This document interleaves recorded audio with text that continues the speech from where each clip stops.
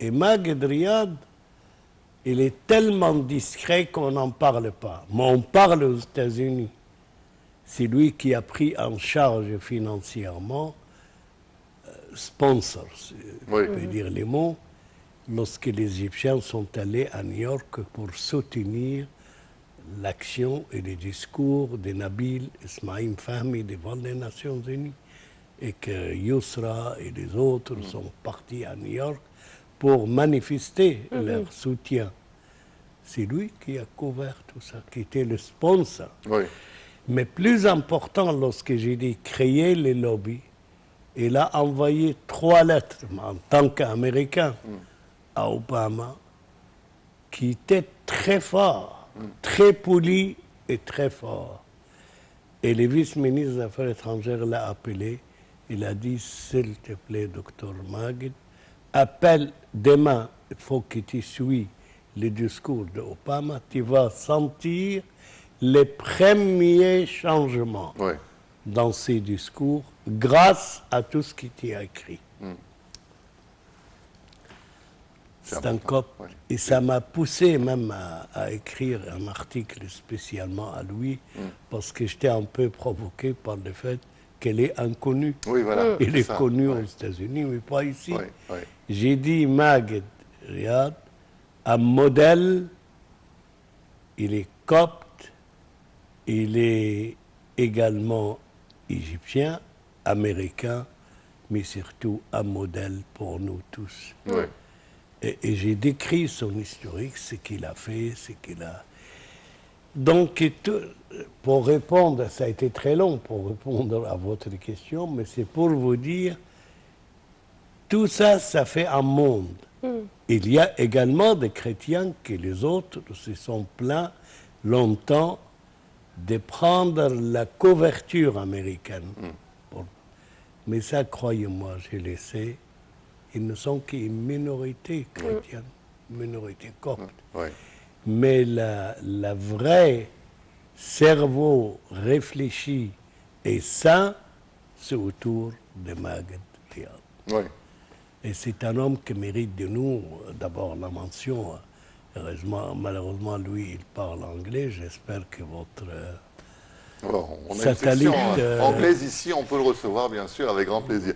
Docteur Ali, je voulais vous demander, justement, c'est vrai que vous avez parcouru un petit peu le monde avec cette idée de dialogue des religions. Peut-être que vous faites connaître aussi notre religion aux gens qui ne la...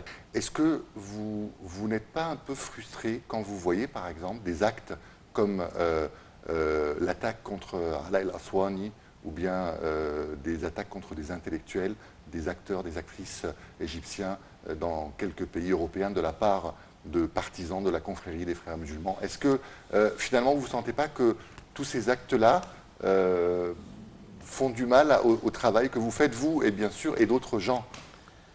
Je vais vous surprendre, je ne suis pas cynique.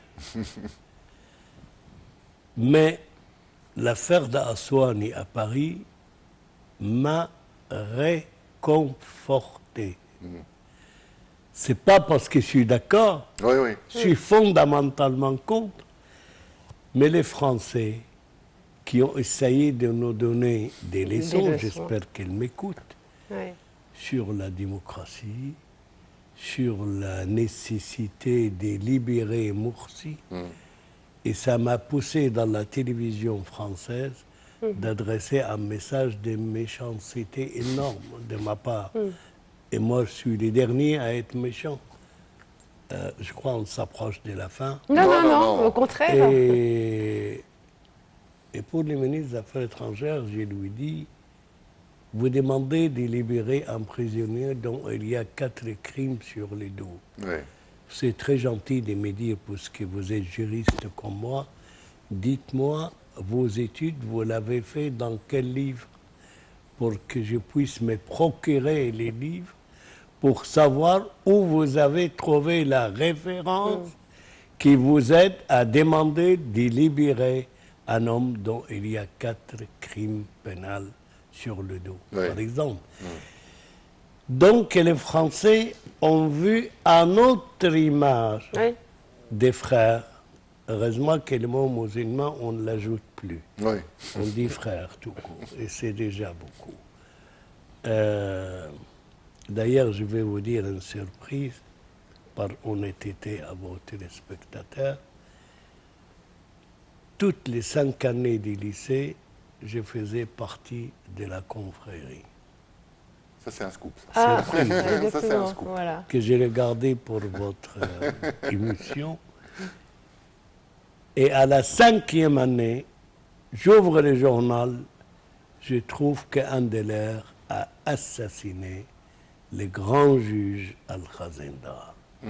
Le même jour, j'ai démissionné. Oui, oui. Terminé. Mais c'est pour vous dire que ces gens, lorsqu'aujourd'hui, on donne une image totalement différente des points de départ. Aujourd'hui, vous devenez, comment l'appeler, l'agent a loué ses services pour travailler auprès de Qatar, par exemple. La campagne faite aux États-Unis, en même temps que Maged Riyad fait sa campagne, et on a envoyé du bus partout à Los Angeles. Il y a de l'argent fou qui était dépensé pour amener des manifestants. Oui. À Paris, et c'était nécessaire pour continuer la réponse à votre question, que les Français voient l'image, les vraies images des frères musulmans. Et la tolérance. Comme ça, Et la les démocratie. sociétés des relations publiques louées par les frères, payées par Qatar, répandues à Paris, partout. Et lorsque vous dites lobby, c'est vicieux, hein, parce que l'argent va où, alimente qui, bon. Et lorsqu'ils voient Aswani, qui adorait à Paris, Oui. Aswani, on l'aime beaucoup, Bien sûr. surtout à l'Institut du monde Du monde arabe. arabe. Oui, oui. Docteur Ali, moi j'aimerais revenir aussi sur J'étais long, hein. Non, non, pas de problème. Sur des événements qui ont lieu maintenant depuis plusieurs jours, ça se passe à l'université d'Al-Azhar, qui est quand même la plus haute institution de l'islam sunnite et la plus prestigieuse. Comment vous expliquez que aujourd'hui, à l'intérieur même de l'Azhar, ce sont des étudiants pro-frères qui font ces manifestations, alors que l'Azhar enseigne l'islam moderne, l'islam tolérant. Pourquoi aujourd'hui on a ce problème à l'intérieur de l'université? Vous savez, la partie qui manifeste de manière agressive et qui prend l'attitude, il faut appeler les choses par leur nom, des criminels. Vous, comme nous, vous avez vu l'image à la télé. Lorsqu'on monte dans les bureaux, jeter le computer comme s'ils snobent l'idée d'apprendre. Ils ne veulent pas. Oui. Appeler ça même des frères, même si je ne suis pas d'accord avec eux, ça m'étonne. Moi, je serais beaucoup plus près à l'idée de dire qu'ils sont des criminels, des terroristes, loués par les frères, pour être... Donc, oui, mais il y a des étudiants qui sont allés de leur côté. Oui. Ce n'est pas la majorité. Oui. La preuve, que le lendemain, lorsqu'ils ont fini par appeler la police, et je suis désolé, ça a été une erreur de ne pas compter sur la police dès le début.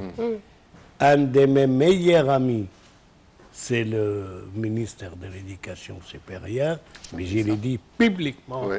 je suis en désaccord lorsqu'il dit jamais la police. Comment jamais? Où vous avez trouvé le mot jamais lorsque les gens attaquent tout le jour et qu'ils osent emprisonner les directeurs de l'université de Lazare. L'image de Lazare dont des milliers des milliers d'hommes partout dans la planète, Oui, en Malaisie, Ah oui. partout. Ils ne connaissent même pas les pyramides, ils connaissent connaissent Al-Azhar. Al-Azhar. C'est vraiment... très très rapidement, vraiment en 30 secondes, un dernier mot, puisque c'est le nouvel an, un message que vous voulez adresser, un message de paix, de tolérance peut-être. Le message ne peut être que résumé la paix dans l'âme Oui. qui doit être transformée en paix à envoyer vers l'autre comme ton cadeau de vie. Merci infiniment en tout cas, Merci, docteur docteur Ali. Ali. Merci. Voilà, nous arrivons maintenant à la fin de cette édition de Bonjour l'Égypte. On vous souhaite encore une fois une bonne année. Bonne année, Dora. Bonne année Nabil, bonne année à tous. Rendez-vous demain à partir de 10h30 heure locale du Caire avec une